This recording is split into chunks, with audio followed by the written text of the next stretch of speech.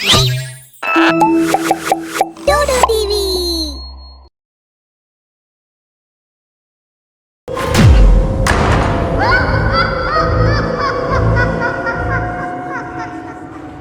आज अभिनव को घर लौटने में देरी हो गई थी। उसके कमरे में रखे फोन की घंटी लगातार बजे ही जा रही थी। उस फोन के पास 25-26 साल का एक लड़का खड़ा हुआ था, जो घंटी की आवाज सुन तो रहा था, लेकिन फोन को हाथ भी नहीं लगा रहा था। वो बस एक जगह पर चुपचाप खड़ा था, मानो उसका शरीर जम गया हो। इतने में अभिनव घर का दरवाजा खोलकर अंदर आ गया।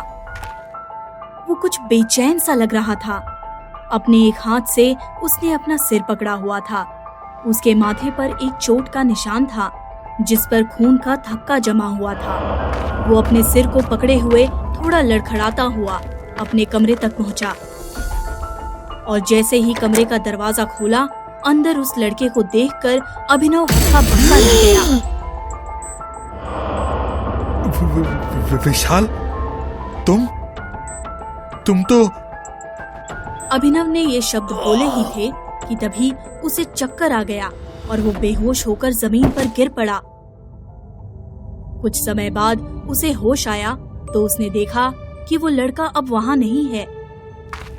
वो जल्दी फोन के पास आया और एक नंबर डायल किया। सामने से अभिनव की दोस्त पारुल ने फोन उठाया। पारुल, अभी मेरे साथ कुछ बहुत ही अजीब हुआ। अभिनव, मैं कब से तुम्हें फोन लगा रही थी। तुम घर तो सही से पहुंच गए ना?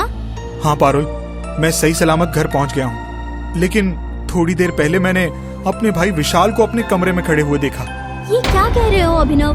तुम विशाल को कैसे देख सकते हो? वो तो मर चुका है। हाँ पारुल, मुझे लगता है वो उसका भूत था। वो मेरे ठीक सामने ही खड़ा था। मुझे कुछ समझ नहीं आ रहा है पारुल, मुझे बहुत डर लग रहा है। तुम ये क्या बोल रहे हो अभिनव? देखो, तुम घबराओ मत, मैं तुम्हारे घर आ रही हूँ। ये कहकर पारुल ने फोन रख दिया। अभिनव उस वक्त बहुत घबराया हुआ था। वो बेड पर बैठ गया और कुछ सोचने लगा।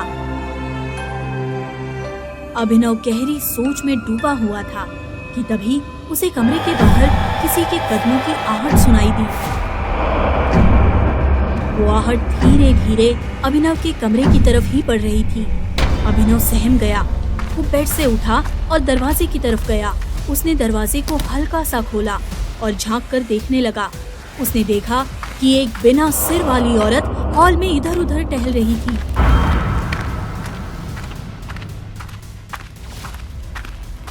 उसे देख अभिनव की तो जैसे सांसें ही रुक गई। तभी वो औरत अभिनव की तरफ पलटी और तेजी से उसकी तरफ आने लगी। वो जैसे ही अभिनव के पास पहुंची, अभिनव ने तुरंत दरवाजा बंद कर दिया। डर के कारण उसकी सांसें तेज हो गई। अभिनव वापस बेड पर आकर बैठ गया। अभी अभी जो कुछ उसने देखा था, उस पर यकीन कर पाना उसके लिए बहुत मुश्किल था। लेकिन अपने आसपास किसी रूह के होने का एहसास उसे मन ही मन डरा रहा था। अभिनव बेड से उठा और फोन पर एक नंबर डायल किया। उसने अपने दोस्त कार्तिक को फोन लगाया, जो अक्सर भूत प्रेतों के इस दुनिया में होने की बातें किया करता था। कार्तिक ने फोन उठाया। हेलो कार्तिक, यार मुझे तेरी मदद चाहिए। यार वैसे तो मैं तेरी उन भूत प्रेत वाली बातों का मजाक उड़ाया करता था, लेकिन अब मैं भी उन आत्माओं को अपने आसपास महसूस कर रहा हूँ, पर मुझे ये सब एक भ्रम की तरह लग रहा है यार। देखा अभिनव, मैं कहता था ना कि भूत प्रेत होते हैं। तू घबरा मत। ऐसा कर, अपने घर के फर्श पर हर तरफ सफेद पाउडर छिड़क दे। तेरे घर का फर्श बिल्कुल सफेद हो जाना चाहिए। उसके बाद तू थोड़ी देर इंतजार कर। अगर तेरे आसपास कोई भूत प्रेत होगा तो उनके पैरों के निशान नजर आने लगेंगे। ठीक है कार्तिक, मैं ये भी करके देख लेता हूँ। अभिनव ने फोन रख दिया और पाउडर के 3 डिब्बे पूरे घर में छिड़क दिए और वापस अपने बेड पर आकर लेट गया। कुछ ही समय में उसे नींद आ गई। तभी किसी चुड़ैल की चीख पूरे घर में गूंज उठी। अभिनव अचानक उठा और कमरे के दरवाजे की तरफ भागा। उसने जैसे ही कमरे का दरवाजा खोला, सामने देखकर वो दंग रह गया। उसने देखा कि फर्श पर हर तरफ किसी के बड़े बड़े पैरों के निशान थे।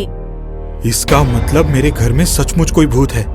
अगर मैं यहाँ रहा तो मेरी जान को खतरा हो सकता है। अब मैं यहाँ नहीं रहूंगा। मैं आज ही इस घर को छोड़कर चला जाऊंगा।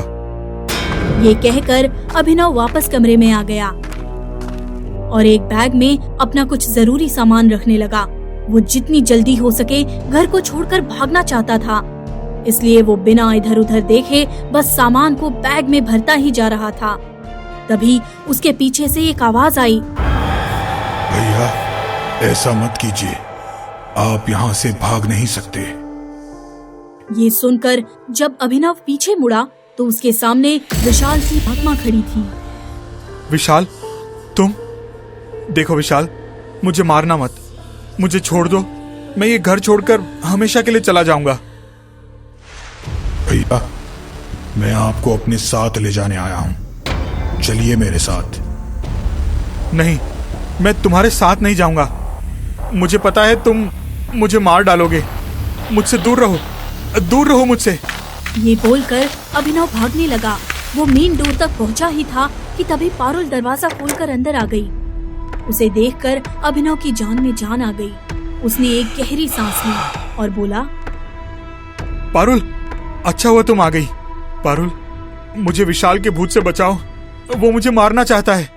अभिनव के इतना कहते ही पारुल ने कहा, अभिनव, कहाँ हो तुम? मैं हूँ पारुल।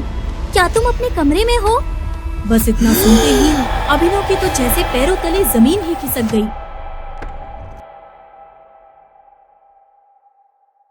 कुछ दिन पहले अभिनव और विशाल दो भाई शहर के एक बड़े घर में रहते थे। माता पिता ने मरने से पहले उनके लिए बहुत सारी दौलत छोड़ गए थे, जिसमें दोनों का बराबर का हिस्सा था। लेकिन अभिनव को तो अकेले ही सारी दौलत का मालिक बनना था। वो पैसों के लालच में इतना अंधा हो गया था कि उसने अपनी प्रेमिका पारुल के साथ मिलकर अपने ही भाई विशाल की हत्या कर दी और उसे अपने ही घर में दफन कर दिया। जब सारी दौलत अभिनव की हो चुकी थी, अभिनव और पारुल बहुत खुश रहने लगे थे। लेकिन पारुल अभिनव से नहीं बल्कि उसके पैसों से प्यार करती थी। इसलिए एक रात उसने अभिनव को अपने घर डिनर पर बुलाया और उसे ज्यादा शराब पिला दी। पारुल ने सोचा था कि अभिनव को नशे की हालत में मौत के घाट उतार देगी, लेकिन उस रात अभिनव को एक जरूरी कॉल आया और वो अपनी कार लेकर घर के लिए निकल गया। लेकिन ज्यादा शराब पीने की वजह से रास्ते में ही उसका एक्सीडेंट हो गया। उसके सिर पर गहरी चोट लगी और उसकी जान चली गई। उसकी आत्मा उसके शरीर से बाहर आ गई। अभिनव को जीने की ऐसी चाहत थी कि उसे अपने मौत का पता भी नहीं चला। उसे बस वो एक छोटा सा एक्सीडेंट लगा। वो उठा और पीछे देखे बिना ही सीधा अपने घर चला गया। अब वो आत्माओं की दुनिया में आ चुका था। पारुल, तुम किसे ढूंढ रही हो?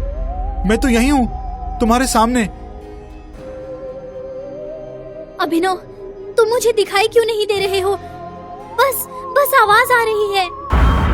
ये कहकर पारुल अभिनव के कमरे में चली गई। ये पारुल मुझे देख क्यों नहीं पा रही है? और ये आत्माएं सिर्फ मुझे ही क्यों नजर आ रही हैं? इसका मतलब उस एक्सीडेंट में मेरी मौत हो चुकी है।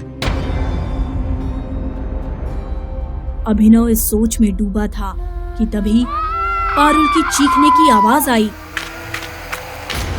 अभिनव ने कमरे में जाकर देखा तो सामने पारुल की लाश पड़ी थी। उसे विशाल ने मारा था। विशाल के हाथों और मुंह पर खून लगा था। भैया, आपका हमारी दुनिया में स्वागत है। यहाँ आप पैसों के लालच में दोबारा मुझे नहीं मार पाएंगे।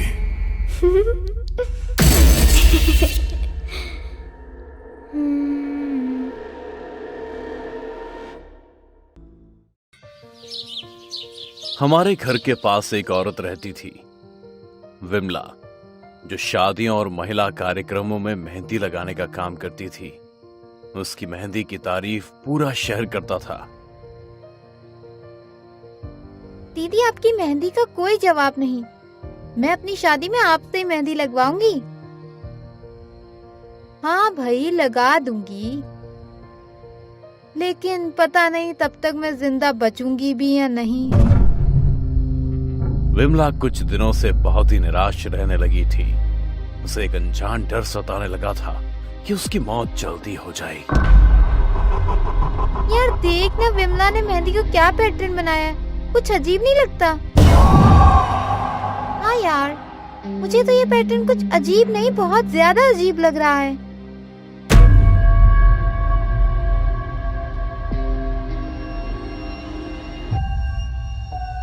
साहब, मेरी बच्ची को किसी ने मेरे पीछे मार डाला।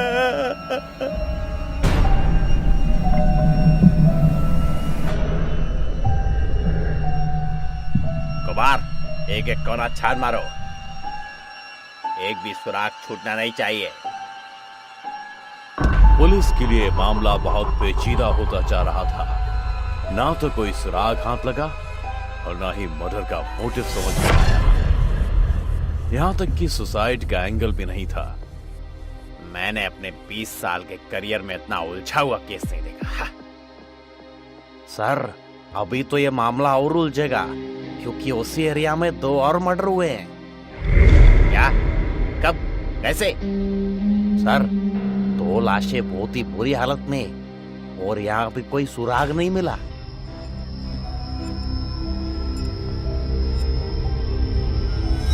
एक के बाद एक कई मौतें होने लगी। पुलिस को हत्यारे का कोई क्लू नहीं मिल रहा था। और शहर के एक हिस्से में विमला के घर। विमला, ऐसी मेहंदी लगा दो कि इसका रंग कभी ना छूटे। हाँ? हाँ? हाँ हाँ, इस मेहंदी का रंग कभी नहीं छूटेगा।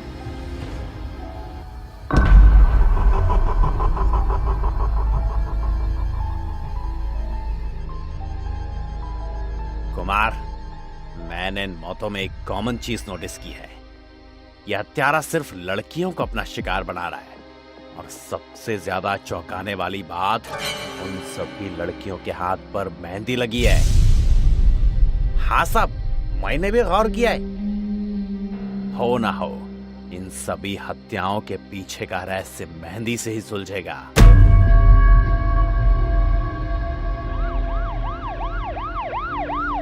पुलिस ने उन सभी लड़कियों के घर वालों से दोबारा पूछताछ की,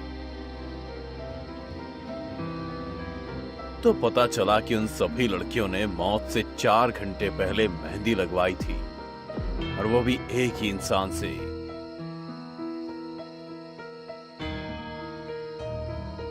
अब इंस्पेक्टर का पूरा फोकस मेहंदी लगाने वाली विमला पर था।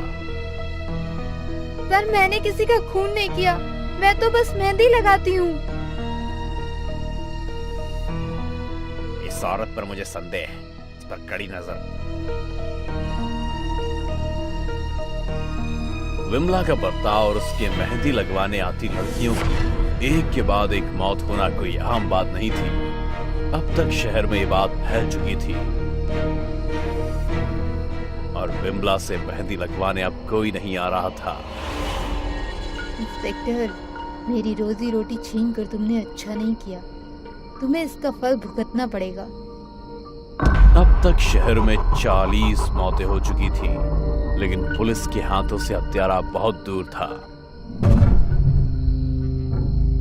लेकिन तभी अचानक से एक मर्डर साइट पर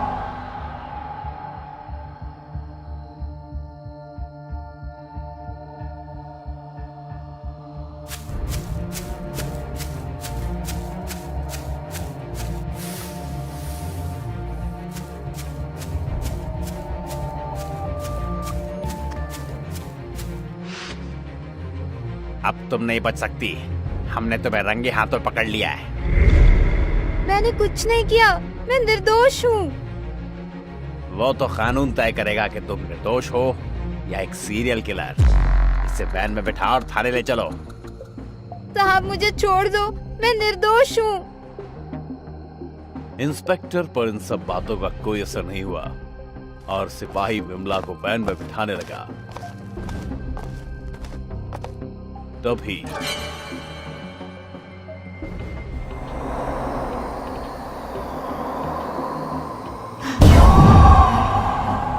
इस औरत को छोड़ दे इंस्पेक्टर।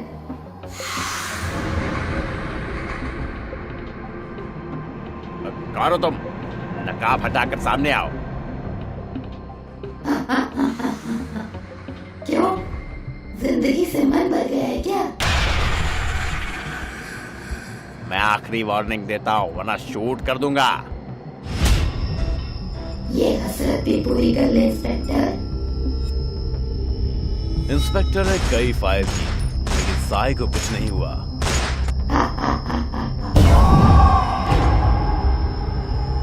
सर, ये कोई भूत है, हमें अपनी जान बचाकर भागना चाहिए।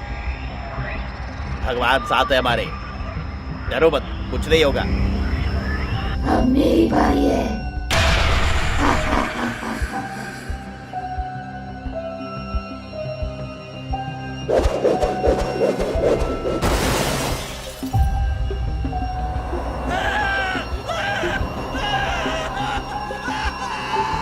मेरा शिकार तो हमेशा कम उम्र की लड़कियां ही होती हैं, लेकिन तुमने मेरे मामले में अपनी टांग अड़ाकर अपनी मौत को बुलाया है।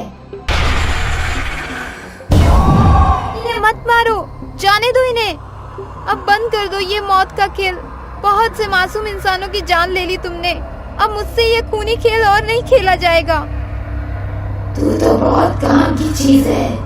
तेरी मेहंदी तो मुझे शिकार दिलाती है। अगर तू चाहती है कि मैं इन दोनों की जान बख्श दूं, तो जैसा चल रहा है वैसा ही करती जा। तुझे तेरे पापों की सजा जरूर मिलेगी चुड़ैल।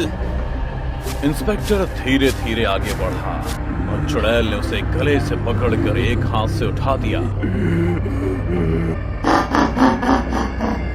तू देगा मुझे सजा। मुझे तेरे जैसा कोई भी इंसान नहीं मार सकता। तभी इंस्पेक्टर के गले में लटका ओम उसे दिखाई दिया और फिर उससे शक्ति निकली। कुछ देर तड़पने के बाद चुड़ैल का अंत। उन लड़कियों को क्या पता था कि विमला की मेहंदी का रंग सच में कभी नहीं छूटेगा।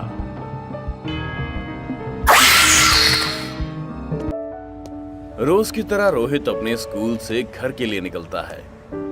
आज रोहित बहुत ज्यादा खुश है क्योंकि स्कूल टेस्ट में उसे बहुत अच्छे नंबर मिले और पूरे रास्ते यही सोचता हुआ जा रहा है कि जब वो मम्मी पापा को ये बात बताएगा तो वो बहुत खुश होंगे, उसे शाबाशी देंगे। तभी रास्ते में उसे एक पेंसिल मिलती है जो दिखने में बहुत ही प्यारी और कलरफुल है। ये पेंसिल तो बहुत अच्छी लग रही है, मैं इसे लेकर घर जाता हूँ, इससे आर्ट बनाऊंगा, लिखूंगा। ऐसा सोचकर रोहित पेंसिल को अपने बैग में डालकर अपने घर की तरफ चल देता है। रोहित एक 7 साल का बच्चा है जिसके घर में उसकी मम्मी प्रीति, पापा मोहन और छोटी बहन काजल है। घर पहुंचते ही रोहित अपनी मम्मी पापा को अपने नंबर बताता है और वो सुनकर खुश हो जाते हैं। मम्मी बहुत भूख लगी है, कुछ खाने को दो ना। ये लो बेटा, खाओ, मैंने तुम्हारे पसंद का खाना बनाया है। इसी तरह दिन बीतता है और रोहित सो जाता है। अगले दिन रोहित उठता है। माँ, आज मुझे स्कूल नहीं जाना। क्या हुआ? तेरी तबीयत तो ठीक है? माँ, पेट में दर्द है।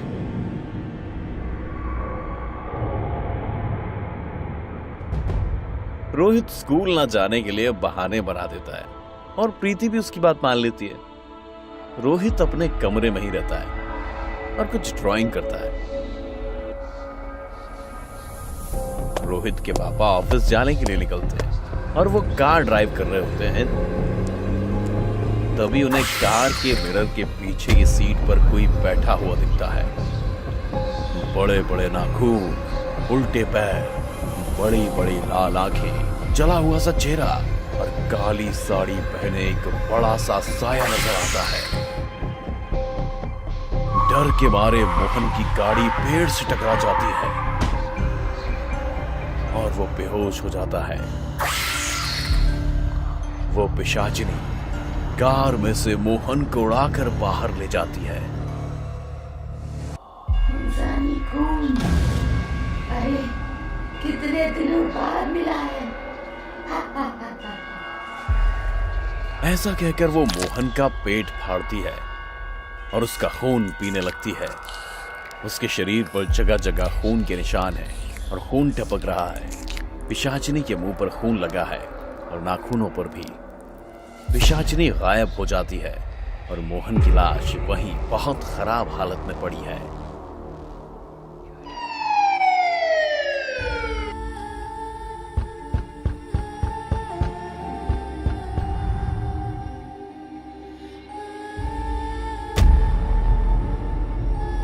प्रीति दरवाजा खोलती है।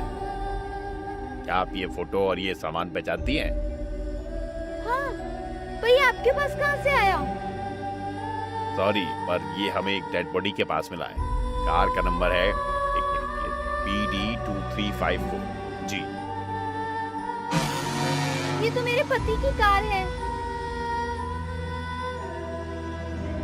मुझे माफ कीजिएगा, पर अब वो इस दुनिया में नहीं रहे। प्रीति वहीं जोर जोर से रोने लगती है। इंस्पेक्टर वहां से चला जाता है। रोहित और काजल वहां आ जाते हैं। प्रीति उन्हें पकड़कर जोर जोर से रोने लगती है। इस घटना को कुछ दिन बीत जाते हैं। एक दिन प्रीति अखबार में पढ़ती है कि शहर में आजकल अचानक से बढ़ गई एक्सीडेंट की वारदात। अब तक कई गाड़ियों का हो चुका है एक्सीडेंट, और एक्सीडेंट स्पॉट के पास गाड़ी में बैठे लोगों की लाश बहुत ही खराब हालत में पाई जाती है। पुलिस एक जगह पर खड़ी है जहां 2 गाड़ियों का एक्सीडेंट हुआ है। 3 लोगों की लाशें पड़ी हैं और तीनों ही बहुत खराब हालत में हैं। इन लाशों को पोस्टमार्टम के लिए भेज दो और जगह सील कर दो। आज का केस मिलाकर अब तक कुल 18 ऐसे केस हो चुके हैं। समझ में नहीं आ रहा है क्या हो रहा है। इधर ये न्यूज पढ़कर प्रीति डर जाती है। कुछ देर बाद वो अपने बेटे रोहित को देखने उसके कमरे में जाती है। प्रीति देखती है कि रोहित कमरे में नहीं है और उसका कमरा बिखरा हुआ पड़ा है। ये सब इधर उधर पड़ा हुआ है और वो वहाँ इतने सारे कागज बिखरे हुए हैं। प्रीति उन शीट्स को उठाने आगे बढ़ती है तो देखकर हैरान रह जाती है कि उन शीट्स में 18 गाड़ियों की ड्राइंग बनी हुई है और अलग अलग शीट पर अलग अलग गाड़ियां हैं और उनमें से एक गाड़ी का नंबर उसके पति का भी है जिसकी मौत हो चुकी है। प्रीति घबराकर रोहित को इधर उधर ढूंढती है। रोहित उसे कहीं नहीं मिलता। वो रोहित की पेंसिल वो शीट डस्टबिन में डालकर उदास होकर बैठ जाती है। तभी उसे वो पिशाचिनी नजर आती है। उस बड़ी बड़ी लाल आंखों वाली पिशाचिनी जिसके पैर उल्टे हैं, बाल उड़ रहे हैं। उसे देखकर प्रीति डर जाती है। क्या सोच रही है? यही ना कि ये क्या ड्राइंग है और तेरा बेटा कहाँ है? तो सुन, ये वो लोग हैं जिनका एक्सीडेंट हुआ, जिनका खून मैं पी गई, जिन्हें मैंने मार दिया। और अब मैं तेरे बेटे को लेकर जा रही हूँ क्योंकि अब बस मुझे एक मासूम की बलि देनी है और फिर मैं श्राप से मुक्त हो जाऊंगी और ज्यादा ताकतवर हो जाऊंगी। मैं अकेले किसी को नहीं मार सकती थी अपने श्राप की वजह से, इसलिए मैंने तेरे बेटे की मदद ली और जिनको भी अपना शिकार बनाना चाहती थी मैं उन सब के बारे में उससे ये चित्र बनवाए और बस तेरे बेटे की बलि और मैं हुई श्राप मुक्त। हा हा हा हा हा। ये ले, आखिरी बार अपने बेटे को देख ले। पिशाचिनी के हाथ में रोहित नजर आता है और फिर वो दोनों गायब हो जाते हैं। इधर प्रीति को कुछ समझ नहीं आता। तभी वो एक ओझा को फोन करती है। ओझा कुछ ही देर में वहां आ जाता है। प्रीति उसे पूरी बात बताती है। मेरे इस ओइजा बोर्ड से जब बुलाऊंगा मैं, चुड़ैल हो या पिशाचिनी, उसका हाथ न कराऊंगा। ऐसा कहकर बाबा मंत्र पढ़ने लगता है। ओ पिशाचिनी, आ जल्दी से आ। वो ओइजा बोर्ड पर कुछ सिक्के, कुछ सीप और पत्थर रखता है और उन्हें इधर से उधर खिसकाता है। कुछ ही देर में वो पिशाचिनी वहां आ जाती है। रोजा, तूने मुझे नहीं, अपनी मौत को बुलाया है। वो तो पता चल ही जाएगा कि किसकी मौत आई है। ओजा अपने मंत्रों की ताकत से अपना ओइजा बोर्ड पर कुछ बनाता है और वो पिशाचिनी दूर जाकर गिरती है। पर वो पिशाचिनी भी कम ताकतवर नहीं थी। इस बार वो अपने बड़े बड़े नाखूनों से ओझा को हवा में उठा लेती है और घुमाने लगती है। ओझा को भी कुछ जगह चोट लग जाती है। अरे ओ पिशाचिनी, तू मेरा कुछ नहीं बिगाड़ पाएगी। ऐसा कहकर वो ओझा अपनी शक्तियों से पिशाचिनी की कैद से छूट जाता है और एक अभिमंत्रित जाल पिशाचिनी के ऊपर फेंक देता है। वो पिशाचिनी चीखने लगती है।